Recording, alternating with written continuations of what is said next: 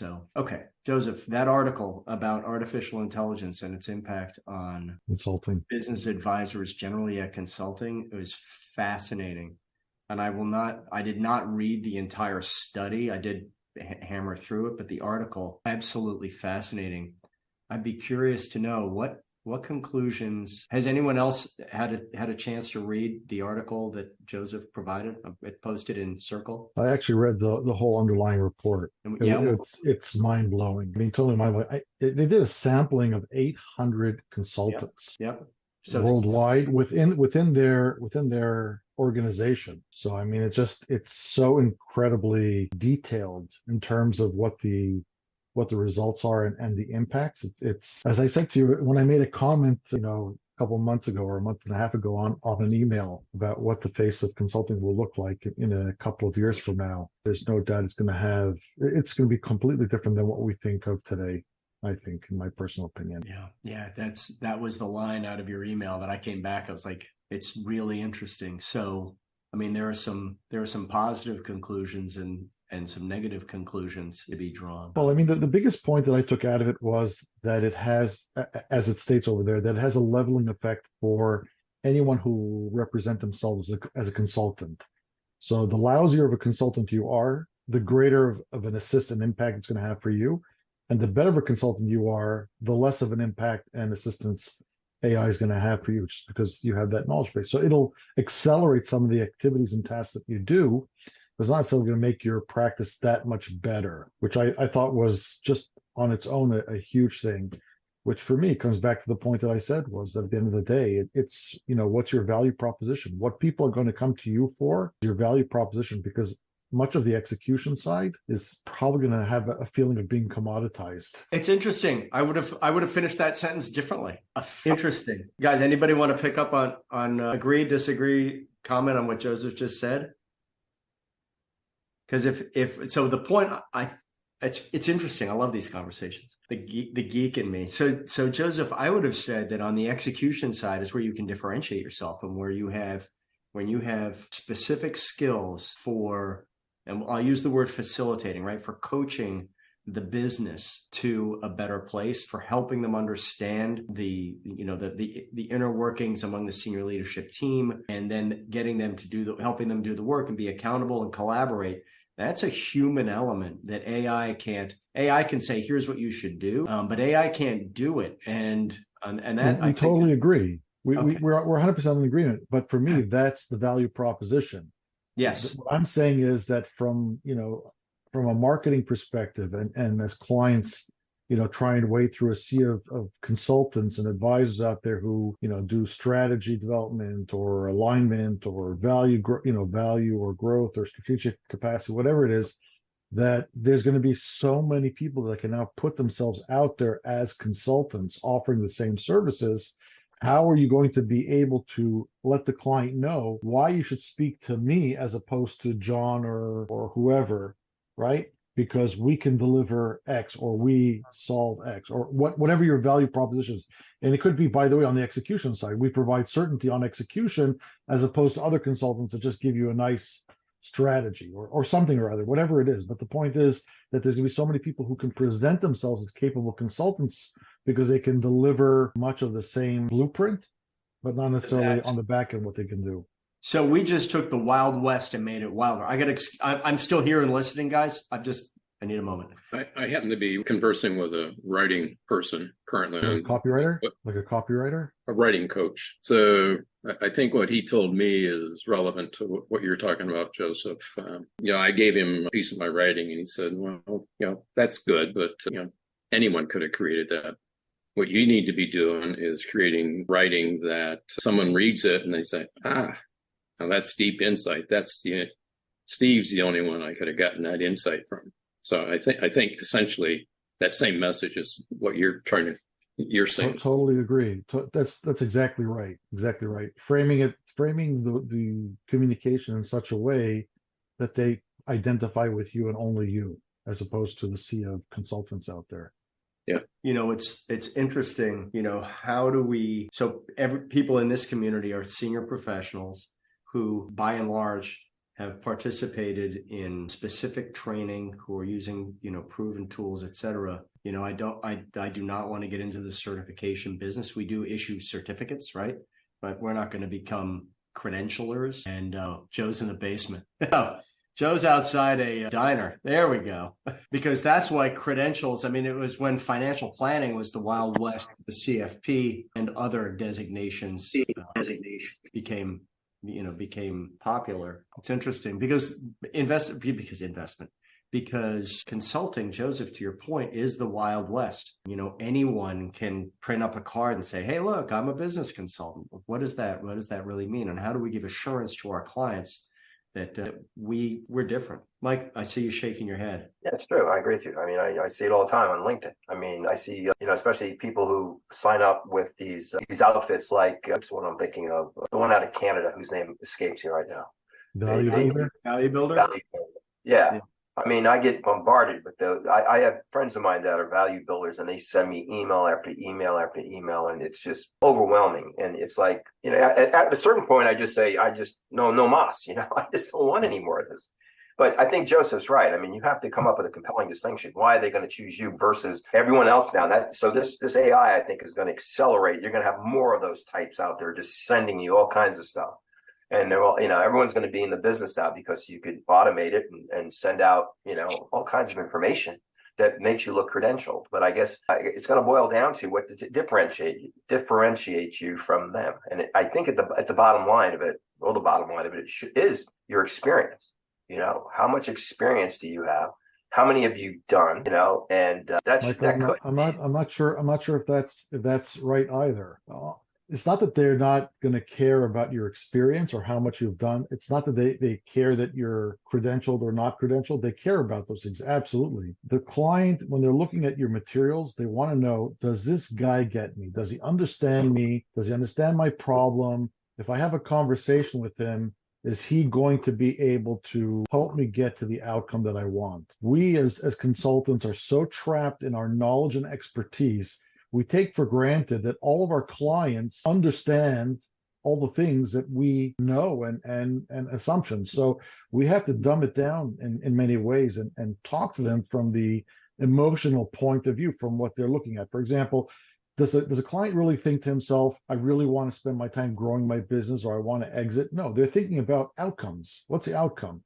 I'm struggling every day. I'm fighting with other people in other departments all day, trying to make decisions, and we can't come to terms with each other about how to move forward. Yes, resolving those will lead to, growth in the company, but they're looking at that. We turn around and say, we're already solution oriented. Oh yeah, all you got to do is, do the, whatever strategic, capacity profile, whatever the assessment, and you're going to have your answer. And there's a disconnect for them. They don't follow that.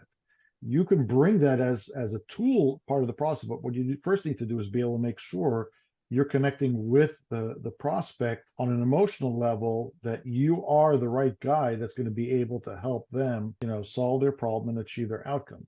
And again, I'm just going to repeat it. We get so trapped up in our knowledge, and because for the most part, we're all incredibly smart, incredibly experienced and skilled, and we just see it from, with our eyes, our view of the world, and not necessarily from the view of the client, even if we were those people years ago. Just to tag onto that, Joseph, this writing person I was talking with the other day, I was telling about tools, and he gave me a cautionary note, which I think speaks to your point there. I said, well, maybe I'll just send this assessment to the client. And he said, well, you don't really want the client thinking all you know is this, that you don't know anything. All you've got is this tool. You need to somehow do what you just said, communicate some value to them, separate and above from the tool. Yeah, the way I usually position the assessment is, this is a way of us assessing whether or not we're a good fit for each other. Yeah. It's not the solution to their problem. It's a way of assessing whether or not we're right fit.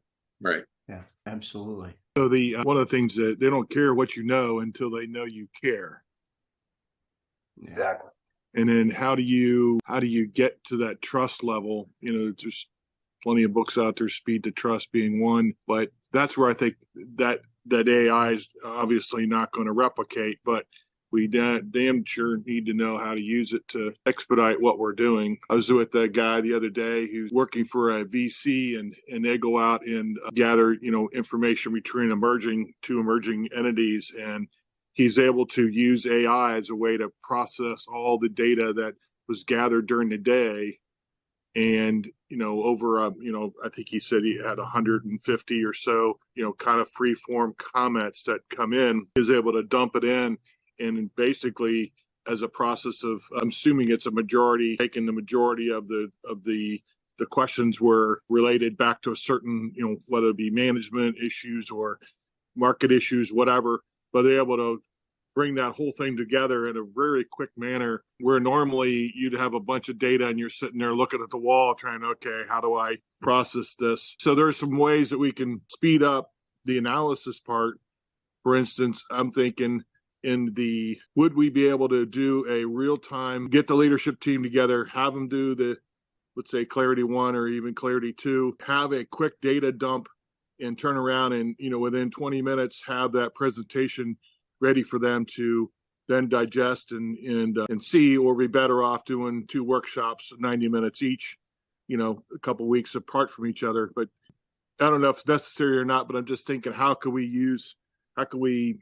don't think it'd be AI. I think it's just a matter of having a good assistant, be able to plug in all the numbers and create a report. But, what could we use to speed up our, return? But then again, if we go too quickly, they might not think that there's value, right? So if it takes you a couple of weeks to process it, there's a mystery there that would incur that you actually had hours booked up against it. So here's an application that I've tried already a couple of times, because every once in a while I do what I call, customer listening engagements, where just schmooze with the customer and get a sense in terms of where they're coming from and what they're thinking about. I know that everyone's using it for tasks to expedite or automate tasks. But what I found is helpful and was very interesting was when I record the conversations and then I put it back and I tell, for example, ChatGPT, pull out, the following type of comments. So they might be talking about some of their pain points or some of their emotions or some of their issues. Pull that out. So you do that with 1, 2, or 5 or 6 conversations. And what it does is helps you build a profile as to what it is the client or the group of clients that you're working with. What's the language? What's the language that they're using that will address what's common among them? And you can use that more from the marketing or even from the sales perspective, because really what you're telling them is you're going to go back and repeat to them what they're telling you. What I understand from you is you're telling me that you're having a hard time delegating decisions and it's all coming back on your lap. Well, this XXX is going to be able to help you clarify, the view of everybody so that everyone can get on the same page and you can achieve strategic alignment, which is ultimately what you want. So it gives you the ability to frame it in terms of the way they're communicating. So that's something that's very difficult to do if you're really having a good one-on-one conversation with someone, because sometimes it's hard to capture everything, because once he's talking, you're already thinking about the next step and the next question and whatever. So you don't always capture anything, but it's a good way to come back and use ChatGPT to kind of extract all that out and then compare it to maybe 4, 5, 6, 7, 8 of them, whatever it is. And then you've got yourself a body of good data to be able to make your marketing better and your sales conversations better. I could see that. Here's something I ran across the other day that's not directly on point, but I might find it interesting. So ran across a marketing guy, and he's developed this bot. So he directs people to probably a landing page or his website, probably a landing page. And he's got a bot there to answer questions. And he has found through experience the bot is 5 times more effective than a human getting people to book calls. He's trained the bot, trained the AI, how to answer the various and sundry questions, what topics to avoid, and that sort of thing. But anyway, so now he's got his account, appointments that are doing some other work because the bot is that much more effective. Yeah, that'll probably work with certain type of things, because if it's low cost, but I don't think someone's going to be setting an appointment with a bot if he's looking for $100,000 consulting engagement. I think they would. Yeah, you think someone's going to go land on a McKinsey or a Bain landing page, and they're going to chat with a bot? One step at a time. But have a conversation. One step at a time. I think you make some, Steve. I do believe that we're moving one step at a time here. We're not trying to sell a $100,000 engagement. We're just getting a convenient, quick response and, getting them with the passion, push the button and agree to meet, take it from there. This guy has diagnosed this situation that people talking to the bot felt more comfortable, more open because they were talking to some artificial thing as opposed to a human. So they were more vulnerable. Very interesting. Interesting. I'd like to see the data on that. That's interesting. Well, I guess that kind of makes sense. It's almost like on WhatsApp or on messaging.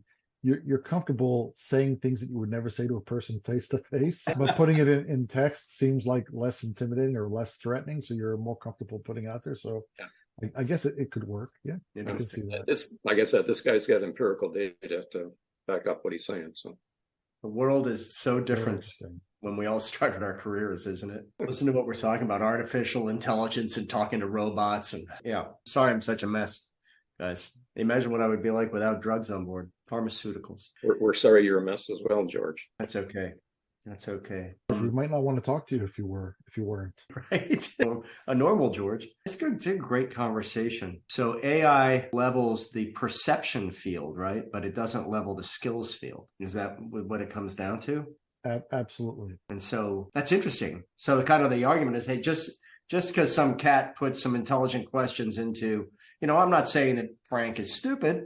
I'm just saying that just because Frank put some intelligent questions into top end artificial intelligence does not mean that Frank, do I have the right name? Frank is the best person to help you. And so one of the examples I gave in the paper is that McKinsey has a framework for problem solving and the way they deliver their consulting, proposals. So that framework, anyone could create, let's call it a chat GPT framework and say, okay, I've spoken to the client. Here's the details and information that I have on him. Here's a copy of his financials. Using the McKinsey 7-step framework, come back and generate a proposal or presentation for me. And it would do that, instantaneously for you. And then you could come back and you're having a conversation with a client. And theoretically, he's going to say, wow, this guy is, skilled, capable, and it's really close to the presentation I got from the folks at McKinsey, and they want, $250,000 as an engagement or $400,000 engagement fee, and this guy's only asking me for 75, right? So that's a kind of thing that can happen very, very easily with guys that, like you say, they can make a good presentation, but when it comes to the execution side, they don't have the skills or the experience to actually deliver the results. But from the outside to a potential prospect, it looks the same. Hey, Joseph, are you doing more on the strategy side versus the implementation side? When you say strategy, define strategy. Marketing plan. I mean, the whole, clarity. So I try not to get involved in depth on the, what we call mission, vision, values, and whatever. I try to make sure that I bring in someone externally to do that. Most of what I focus on is really giving them a very solid framework on how to be able to make decisions and how those decisions that they make within the company, whether it's the company as a whole or the interdepartmental, the divisions of the company, how they have a decision framework that allows them to make decisions. Okay. So you're not necessarily boots on the ground with the client, helping them implement. No. Okay. I help as George has coined it, right? I'm the architect and general contractor. I don't get into the weeds, so to speak, because I don't think that personally for me, I don't think that that's a sustainable skill set, because my feeling is that all that knowledge, information will all become commoditized over time. However, the ability to solve a problem and look at a big picture and have the experience in different areas that you can kind of bring in to help guide the longer term picture for a client, I think that is a skill set that most people don't have. In other words, you're doing what you're doing today. If you try, even with all the informational knowledge that you have today, if you went back 30 years and you tried to implement it with a client, you wouldn't be able to do it. It just requires a certain amount of experience, or gray hair, whatever you call it, or no hair, to be able to come back to a client and have that conversation and understand really what's going on, to be able to help drive them in a certain path forward. But, you see, looking, for example, on the financial side as an example, you have all these tools coming up whether it's in financial planning analysis or in accounting or in tax, that, more tools are coming up every day that's making it cheaper and easier for someone to, I don't know if the right word is self-implement, but you understand it. You don't need someone who's a very high-priced coach or consultant to be able to do some of the heavy lifting. Most of the heavy lifting can be done. You need someone kind of like give you guidance and direction. So even with us, as an example, when we create a plan, an action plan for a client, the nature of the relationship with, for example, if we bring in a fractional CFO, is one of two things. They're either coaching someone internally in the company to, build up their skill set to make sure they have the ability to execute, or we're telling them, here's the tasks that need to be executed specifically that are tied to increasing the value of the company. This is your mandate, what you need to do. They're not coming in a traditional fractional CFO role, which is almost like filling in a position for a company. Does that make sense? Absolutely. We have a white paper that says the 5 things you should consider before hiring an advisor, a business advisor. And I think we probably that's a tool that could be very useful for you guys as a foil against the, hey, look, I mean, his proposal is, her proposal is beautiful. Well, let's pick on a guy. His proposal is beautiful. How come I can't, why are you telling me I shouldn't be hiring? What's the difference between the two of you? Well, I will find it and make sure it's readily available. Yeah, so partly you're educating your customer how to be a better buyer of the goods and services. That's in this exactly. case. So what tools can we give them? What kind of awareness can we give them? Just, at the end of the day, they really want to be, are they teachable? One, and so you really want someone that's willing to do the research in order to be a better buyer. And if they're not willing to do that, perhaps that's a filtering mechanism that could work well for you to avoid that situation where you have a non-teachable client and you spend an inordinate amount of energy trying to bring them in, and yet when they're there, they're just not teachable. So think about it as a filtering tool. Have you read that 5 things, or let's review those 5 things and just make sure that you understand what it is you're buying and how to be a better buyer, independent of whether you go use me or not, right? So that's that mattress shopper guy who, you walk in and look how the mattress is being made. They're better informed consumer, going to be more than likely going to be better, at least a service that are more aligned with their needs at the appropriate level, right? Joe, are you doing this education process before the engagement or once you're already engaged with them? I don't know if you didn't hear. I don't think you heard it. Hey, Joe. Yes, sir. Joseph had a question. Are you doing this education process with the client before you're engaged with them, or after they've already signed up with you? Did you were asking George or me? You. Yeah. Okay, yeah. So it's really a matter of it's a front lead card to, you post on your social as a, kind of bringing awareness to what do you need to do to be a better buyer. So it's a feeder piece to a pre-engagement. Got it. That makes sense. Yeah, it wouldn't be at the time where you got the fish on the line. This is just chum in the water to get them to understand that you're really, and you might have a association that looking for some information on the subject, and that would be a good feeder piece to send them as a white paper. I think George is off now. I don't know, but we're able to. I'm here. How do we use those white papers? Are those white labeled, or those are coming back? No, those would be absolutely white labeled, absolutely white labelable. And we are not a marketing agency, but we do want to help you feed your marketing engine. So things like the emails we offer up, or the white papers. What collateral do we feed to a client when? And guys, I have to sign off in 3 minutes. Hope you feel better. Because I'm a mess. Yeah, I don't know what to do.